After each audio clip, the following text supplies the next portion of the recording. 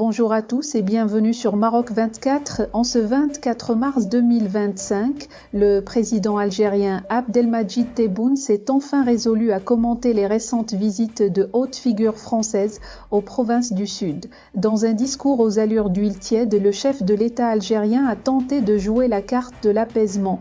Mais derrière les sourires protocolaires, c'est bien une frustration mal contenue qui s'est glissée entre les lignes. Une gêne que ni la rhétorique hésitante ni les pirouettes diplomatiques n'ont su camoufler. Restez avec nous, les détails révélés par Maroc Diplomatique. Interviewé par des médias algériens, Tebboune s'est gardé de qualifier de provocation la visite en février de la ministre française de la Culture, Rachida Dati, et du président du Sénat Gérard Larcher dans les provinces du sud marocain. Une posture en apparence mesurée, en net contraste avec les réactions outrées de son propre ministère des Affaires étrangères, qui avait dénoncé une grave dérive et un mépris du droit international. Dans la foulée, l'Assemblée populaire nationale décidait unilatéralement de suspendre sa coopération avec le Sénat français en guise de représailles contre le déplacement de Larcher. Mais Tebboune, tentant visiblement de reprendre la main sur une crise diplomatique qui ne contrôle plus vraiment, a opté pour une ligne plus nuancée en façade du moins. Il admet que les relations franco-marocaines sont anciennes, profondes et remontent bien avant l'indépendance de l'Algérie. Cela ne nous dérange pas, affirme-t-il. Il n'y a aucune raison d'inventer un conflit entre l'Algérie et la France à cause de leur lien avec le Maroc. Derrière cette tentative d'apaisement, pourtant, le président algérien ne peut s'empêcher de glisser quelques piques à l'encontre de Paris. Il rappelle que l'idée d'une autonomie du Sahara est, selon lui, une invention française. Nous ne sommes pas naïfs. Nous savons que cette proposition d'autonomie vient à l'origine de la France, bien avant que le Maroc ne s'en empare. Une manière à peine voilée de reprocher à l'Élysée son alignement sur les positions marocaines.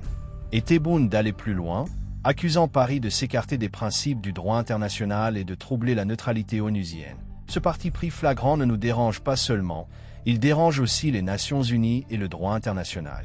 Le président algérien, qui tente tant bien que mal de conserver une stature présidentielle, laisse transparaître les fissures d'une diplomatie algérienne de plus en plus isolée sur la scène saharienne.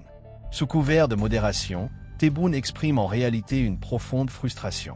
En creux de ses propos, on perçoit la peine d'une Algérie reléguée au second plan dans les calculs stratégiques de Paris, laquelle semble désormais privilégier sans embâche le partenariat avec Rabat. Le président algérien, qui dénonçait autrefois les relations spéciales que la France prétend entretenir avec l'Algérie, constate amèrement qu'en pratique, c'est bien le Maroc, et dans une moindre mesure la Tunisie qui bénéficie des faveurs de l'Hexagone. Si Tebboune tente de lisser la ligne officielle et d'atténuer les relents belliqueux de son appareil diplomatique, sa posture ne convainc guère. À l'évidence, les gestes français au Sahara irritent Alger au plus haut niveau. Et derrière des déclarations, la colère demeure, profonde et tenace. Mais le Sahara reste marocain. Monsieur le Président, après ce périple méditerranéen, on arrive à la France. Il y a une hystérie de l'extrême droite française prête à tout, quitte à remettre en cause des relations historiques et des liens humains, quitte à refaire la guerre d'Algérie pour assouvir un agenda électoral. Monsieur le Président, est-ce que vous maintenez le cap de n'écouter et de ne vous adresser qu'à la France officielle, je veux dire au Président de la République, et surtout de ne pas couper le lien avec des amis de l'Algérie? Je dirais 3 mots pour ne pas tomber dans ce brouhaha, ce capharnaüm politique qu'il y a actuellement là-bas. Nous, on garde comme point de repère, et unique point de repère pour moi, c'est le président Macron. On travaille ensemble. Il y a eu, c'est vrai, un moment d'incompréhension, mais il reste le président de la République française, le président de la Ve République. Et personnellement, tous les problèmes doivent se régler avec lui ou avec la personne qu'il délègue à juste titre dans ses prérogatives, à savoir les ministres des Affaires étrangères, je ne sais pas d'en battre. Sinon, pour le reste, moi, en ce qui me concerne, le dossier contentieux créé de toutes pièces, avec avec la France, il est entre de bonnes mains, il est entre les mains de quelqu'un de très compétent, qui a toute ma confiance, c'est le ministre des Affaires étrangères. C'est tout. Tout ce que je peux vous dire dans ce sujet-là. C'est deux États indépendants, une puissance européenne, une puissance africaine. Les deux présidents travaillent ensemble. C'est tout. Tout le reste ne nous concerne pas. Pensez-vous, Monsieur le Président, que les différentes visites officielles effectuées par les politiques français au Sahara occidental sont des provocations envers l'Algérie? Ce n'est pas des provocations. Moi, je pense. D'abord, je tiens à dire que بالنسبة للجالية نتاعنا رانا هنا واحد ما يمسهم يحترموا الدولة اللي هم عايشين فيها يحترموا القوانين ولا واحد يمسهم.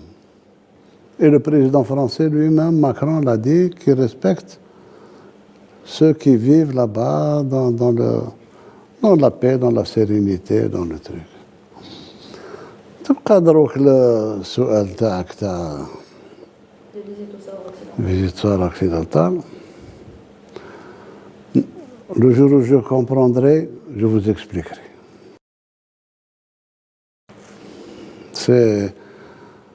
Nous savons, nous ne sommes pas dupes. Et les Français savent que nous savons. L'histoire de l'autonomie, elle est française. Avant d'être défendue par nos voisins de l'Ouest. La France n'a jamais caché son amitié avec le Maroc.